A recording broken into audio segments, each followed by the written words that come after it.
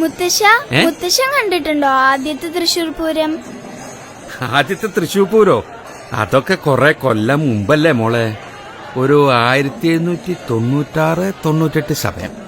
അന്ന് തൃശ്ശൂരിൽ നിന്നും കുറെ ദേശങ്ങൾ ആറാട്ടുപുഴ പൂരത്തിന് പങ്കെടുക്കാൻ പുറപ്പെട്ടു. പക്ഷേ ആരും ഒട്ടും പ്രതീക്ഷിക്കാത്ത നേരത്ത് ഒരു ഭയങ്കര മഴ.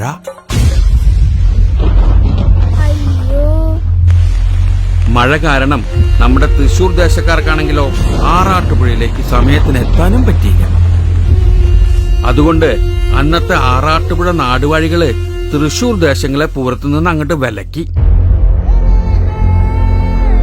ഒരുപാട് ആശിച്ചു പോയ പൂരത്തിന് പങ്കെടുക്കാൻ പറ്റാത്ത വിഷമം തൃശ്ശൂർക്കാർ ഓടി വന്ന് പറഞ്ഞത് അന്നത്തെ കൊച്ചി രാജാവായിരുന്ന രാമവർമ്മ കുഞ്ഞിപ്പിള്ള തമ്പുരാനോടായിരുന്നു.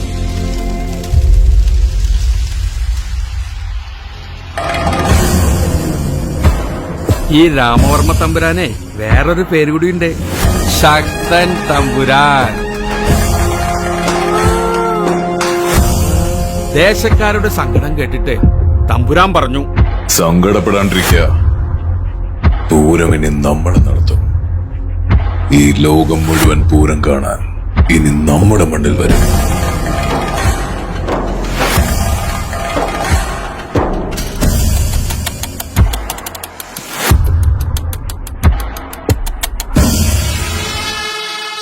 ആറാട്ടുപുഴ പൂരവും തൃശൂർ പൂരവുമെല്ലാം നമ്മൾ ഒരുപോലെ ആഘോഷിക്കുമെങ്കിലും അന്നത്തെ നാടുവാഴികളുടെ ധാർഷ്ട്യത്തിന് മുന്നിൽ തോറ്റുകൊടുക്കാതെ മാറ്റി നിർത്തപ്പെട്ടവർക്കും തിരിച്ചുവരവുണ്ടെന്ന് തെളിയിച്ച ഒരു ജനതയുടെ കഥയാണ് തൃശൂർ പൂരത്തിന്റെ ചരിത്രം.